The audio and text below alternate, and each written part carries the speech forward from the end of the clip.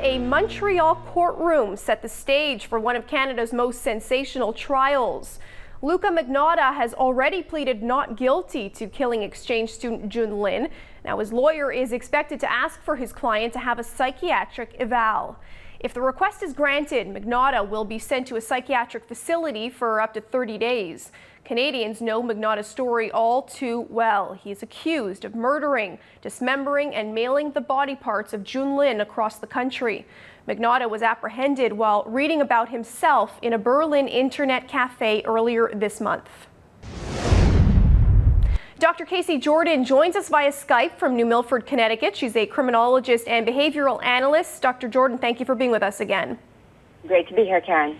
So right now, as we speak, Luka Magnotta is potentially arriving in person at a Montreal courthouse. I want to hear from you as someone who's been now following this case along with us for at least around a month. Do you think he's thriving on the attention he's getting today?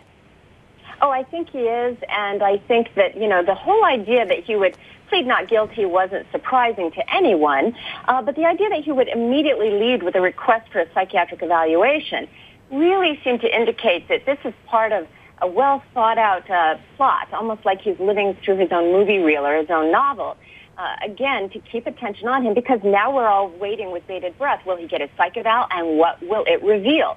The psychiatric nature of his act is a huge mystery. People want to know what he has to say, what he will tell a doctor, and what sort of mental disorder he may present as a defense in court.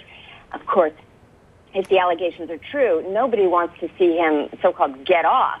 And it's going to raise a great deal of debate about the difference between sick or mentally ill and intrinsically evil. I think he enjoys this.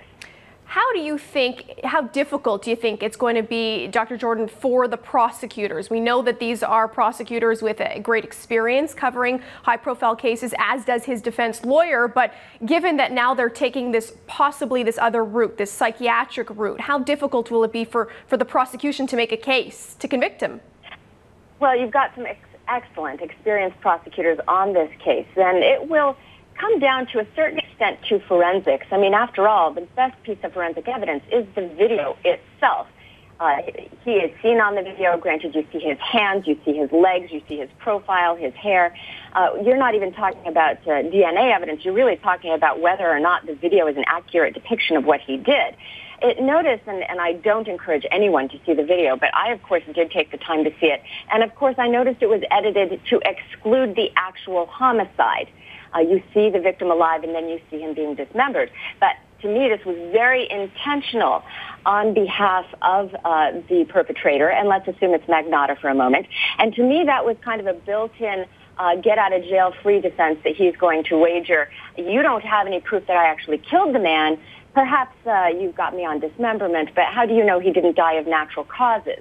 This is going to be, in my mind, something he planned. And yet the idea that he may have planned this defense, to me, shows that he knew what he was doing and he knew that it was wrong. And if that's the case, then he fails the Magnotta rule, which is the standard, I think, for mental disorder in Canada, for insanity in the United States.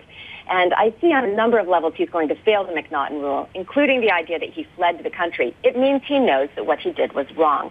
So I think the prosecution is very likely to prevail in this case. One last question for you. We mentioned the dismemberment of Jun Lin. There is, of course, still that one outstanding body part, his head. Montreal police really want to find this body part in order to provide some sort of closure for the family. If Magnotta knows where it is, do you think he's going to tell?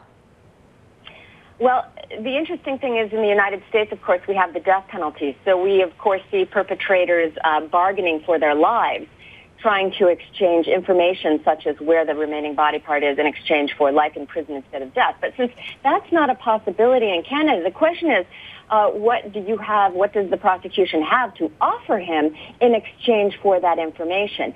To what extent does the prosecution need to just go forward without that remaining body part, which, of course, is going to be heartbreaking for the family? But to negotiate with a man in Magnotta's position could also be playing into his attention-seeking plot and his power control motivation. So I don't know. If I were prosecuting this case, and I'm an attorney as well, I don't think I would play his game just on principle. Fascinating. Dr. Casey Jordan joining us via Skype from Connecticut. Thank you so much for being with us again. Terrific to be here, Karen.